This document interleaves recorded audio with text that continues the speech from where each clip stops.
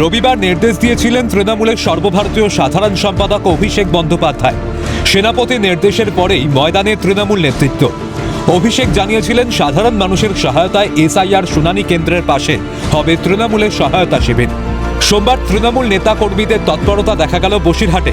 এদিন বসিরহাটের 2 নম্বর বিডিও অফিসে 9টি পঞ্চায়েতের প্রায় 1500 জন ভোটারকে শুনানির জন্য ডাকা হয়। সে কারণেই বিডিও অফিসের সামনে ভিড় জমান ভোটাররা।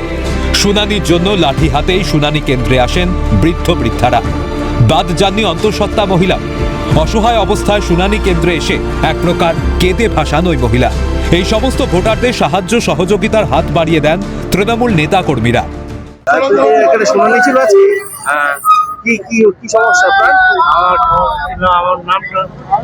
আমার সবার নাম এসে বুদ্ধবাড়ি মন্ডল, আমার নাম এসে কুমার মন্ডল, ভাইদের নাম আমার নাম এসে বুদ্ধবাড়ি মন্ডল। মানে নামের ভুল এসছে? নামের ভুল এসছে, ওই জন্য আপনাকে শুনানি দিতে গেছে? হ্যাঁ। কত বয়স আপনার? আমার বয়সের 76। আপনি তো শারীরিকভাবে অসুস্থ তো? হ্যাঁ, কষ্ট হয়েছে তো আসতে? বুক করছে। সমস্যা আছে? সমস্যা হচ্ছে? কি সমস্যা হচ্ছে?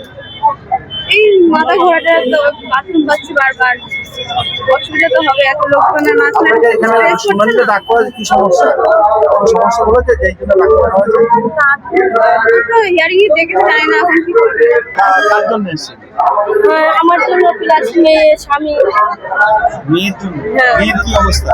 মেয়ে প্রেগনেন্ট আছে, ওনার কষ্ট হচ্ছে খুব, বারবার টয়লেট পাচ্ছে, মানে মাথাও ঘোরাচ্ছে, কষ্ট হচ্ছে। এই 8 মাস অসুবিধা হচ্ছে? হ্যাঁ। শুনানির নাম করে সাধারণ মানুষকে হেনস্থা করা হচ্ছে বলে সরব তৃণমূল। এটা তো মানুষের অধিকার, ভোটাধিকার মানুষের অধিকার, সেই অধিকারের জন্য মানুষ আসতে বাধ্য হচ্ছে। আমরা দেখছি যাতে প্রত্যেকটা মানুষকে পরিষেবা দেওয়া যায়, কীভাবে দেওয়া যায়। আমাদের ছেলেরা সবাই আছে, প্রতিনিয়ত তারা চেষ্টা করছে, আমাদের লিডারশিপরা আছে, তারা চেষ্টা করছে প্রত্যেকটা মানুষের পরিষেবা যাতে দেওয়া যায় সেটা করতে শুরু হয়েছে। আগামী দিনে নিশ্চয়ই আর আমরা চেষ্টা করবো আরও ভালোভাবে মানুষ যাতে এখানে তার অধিকার যখন দেখবে তখন তার পরিষেবাটাও ঠিক হতে পারে।